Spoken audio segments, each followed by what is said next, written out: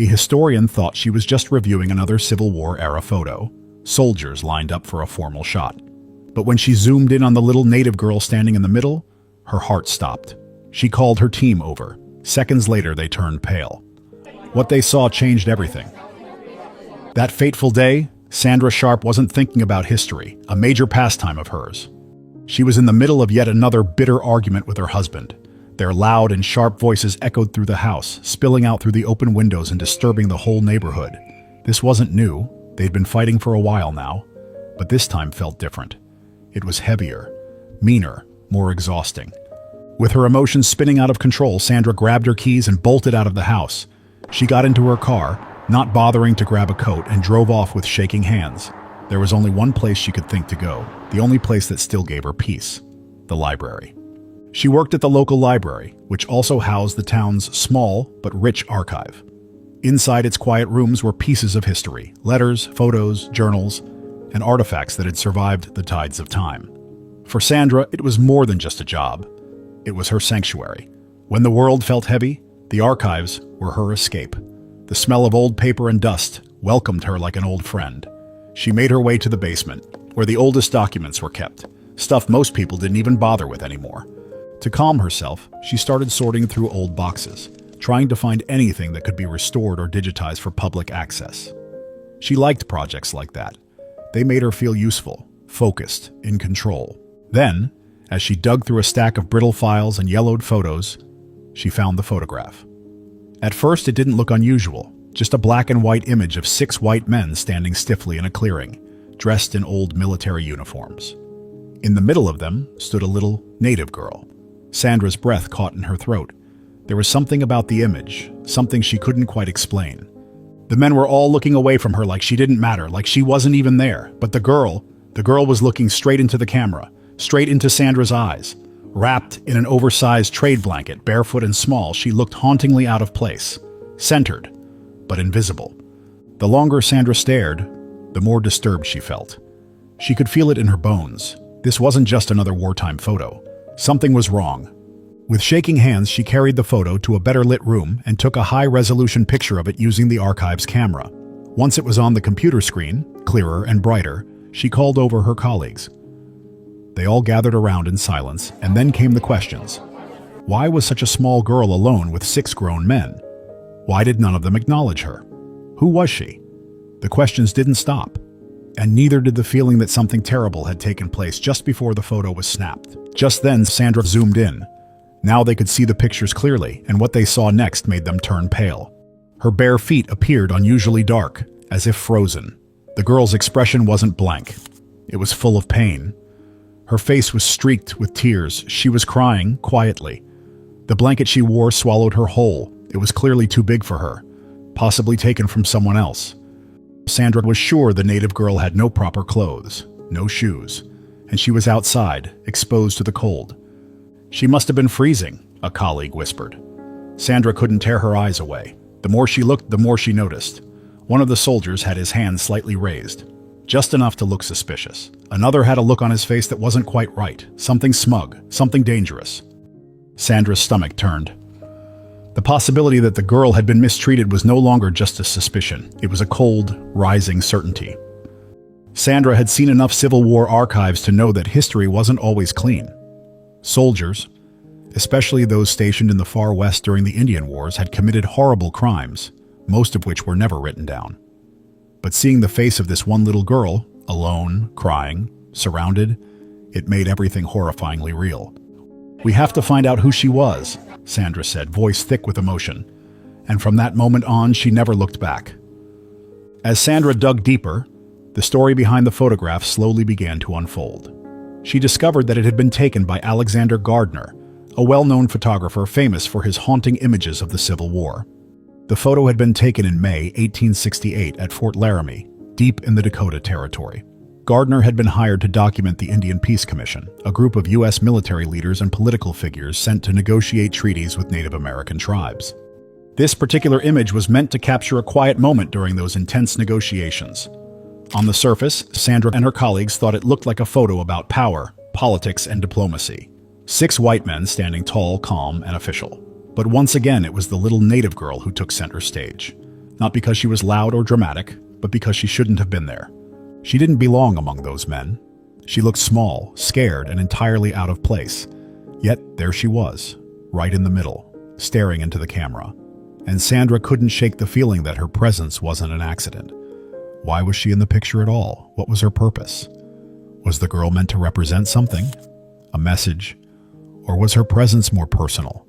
Something that shouldn't have happened at all. Sandra had read that Gardner was careful with his work. Every image he captured was thought through, composed with intention.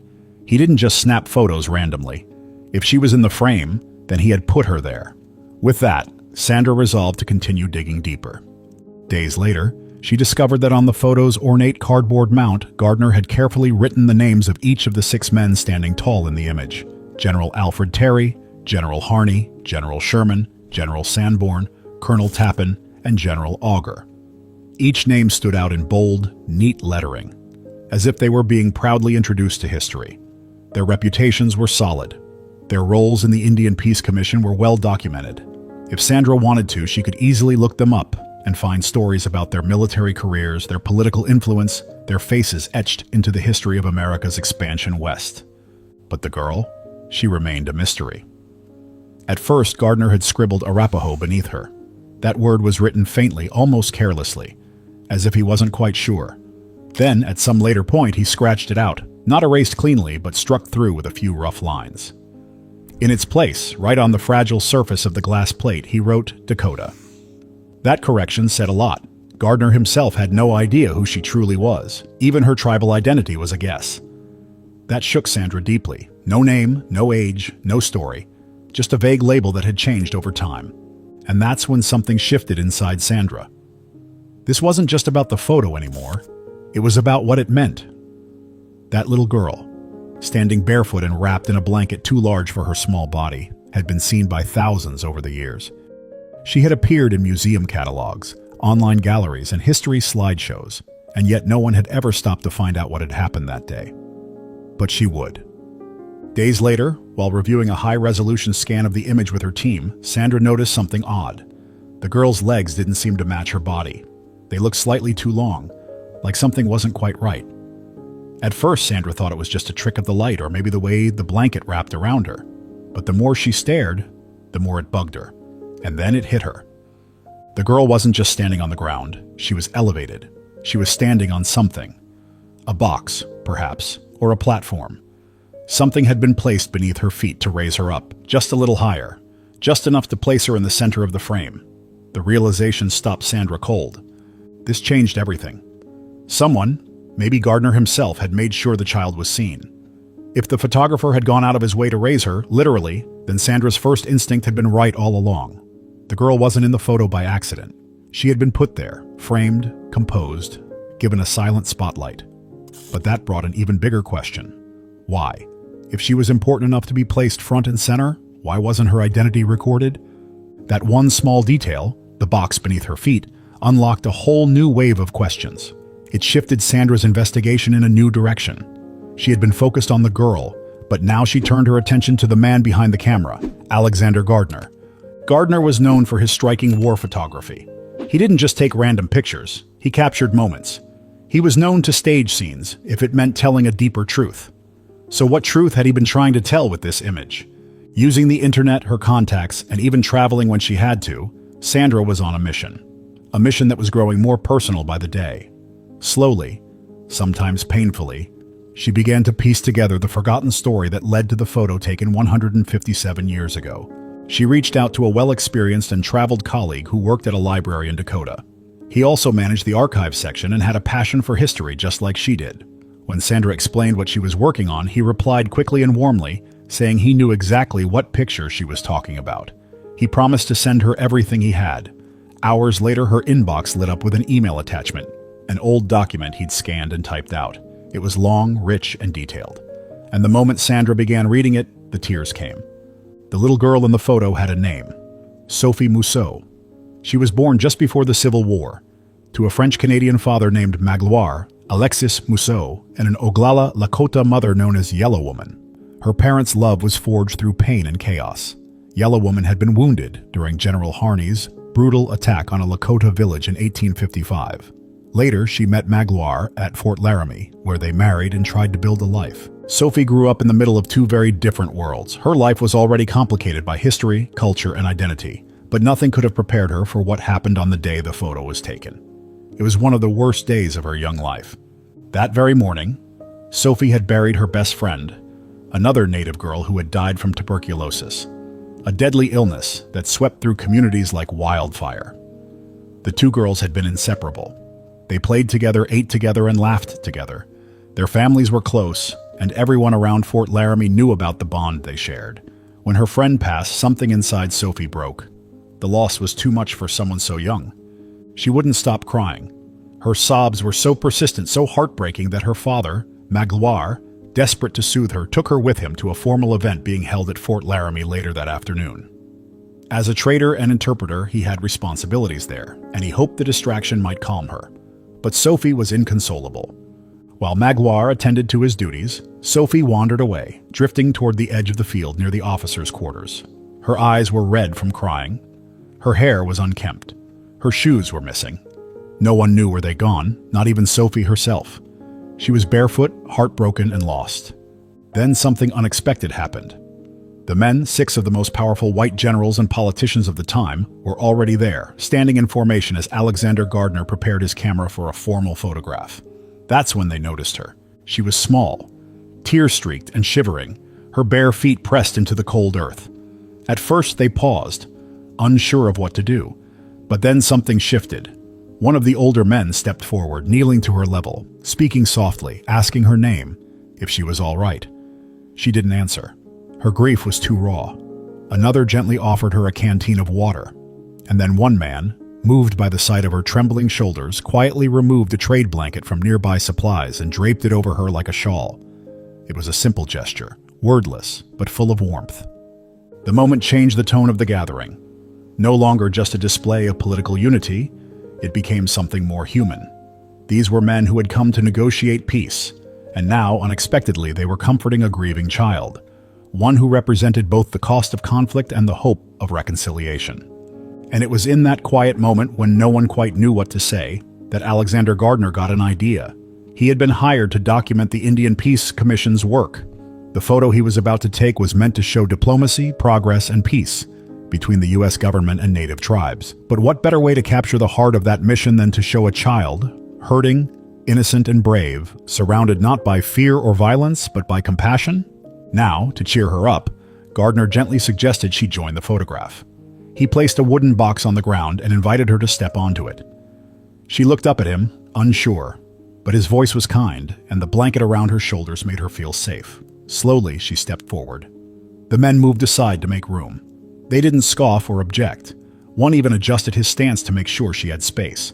They stood beside her as equals, not symbols. Gardner would later say that other photos were taken that day, some more formal, perfectly posed, with all the proper military decorum. But those images faded into history. They lacked soul. This one, though, stayed with him. Because in that single frame, you could see something beautiful. A little native girl, grieving and alone, was not ignored or pushed aside. She was seen. She was comforted. She was included. This photo didn't just document an event. It revealed a truth, that even in a time of war, prejudice, and deep cultural wounds, there could still be moments of grace, that people on opposite sides of history could stand together even briefly in shared tenderness. That piece wasn't just about treaties. It was about empathy, about looking into the eyes of someone who has suffered and saying, "You matter." At the time, Gardner didn't know Sophie's name. That's why he wrote Arapaho under her figure, then later scratched it out and replaced it with Dakota. He simply didn't have the right information. But he wanted her to have something. A mark, a label, a presence. The email from her colleague went on to explain that Sophie's life didn't stop with that photo. Far from it. She went on to live a long, full life. She was married twice and gave birth to 13 children in total. Her story, like many Native women's stories, had its share of hardship, but it also had strength, beauty, and survival. Her first marriage, though filled with hope in the beginning, turned painful over time. Her husband grew bitter, restless, and at times cruel, resenting the world for his own broken dreams and taking that resentment out on her. For years, Sophie endured it quietly, believing it was her duty to hold her family together. But she also remembered her mother's resilience and her father's quiet dignity. Somewhere inside her, a flame kept burning. And one day, she found the strength to leave. She walked away, not just from a man, but from the idea that she had to accept sorrow as her permanent companion. It wasn't easy. It meant struggle, judgment, and starting over with little more than her children and her will, but she did it. And in doing so, she taught her children, especially her daughters, that survival was not just about enduring, but choosing to rise. She carried her culture, her heritage, and the lessons of her past into everything she did. As Sandra finished reading, she was deeply in tears. She hadn't expected this. She and her team members had gone into the search thinking the worst, thinking that the men in the photo had done something awful and that the girl had been a victim of something dark. But the truth was different. It was complicated and layered, but also beautiful. Yes, Sophie had suffered. Yes, she had cried. But she had also stood tall, right there in the middle of history. And somehow, through Gardner's lens, she had been seen. Sandra sat quietly in her office, clutching the printed pages.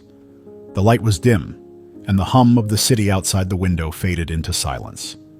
She thought about the photo, about Sophie, and about her own life. She had been avoiding the truth about her marriage for a long time, afraid of the fallout, being alone and starting over. But Sophie's story lit a fire in her. If that little girl could face the worst day of her life and still move forward, so could she. The next morning, Sandra made a decision. She filed for divorce. It wasn't easy. The paperwork, the conversations, the emotions, it all felt heavy. But for the first time in a long time, she felt light. She moved into a small but peaceful house while the divorce process unfolded. It wasn't perfect, but it was hers, a space where she could breathe. She also printed a high-quality copy of Sophie's photo and had it framed. She hung it in her study room on the main wall where she could see it every single day. Sophie Mousseau, the little girl who stood barefoot in a moment of history, became more than just a mystery to solve. She became a symbol of strength, survival, and quiet power. And to Sandra, she became a reminder that we all deserve to be seen, to be heard, and to stand tall, even when the world feels like it's falling apart. What do you think about this photo? Tell us in the comments below. Thank you for watching. See you in the next video.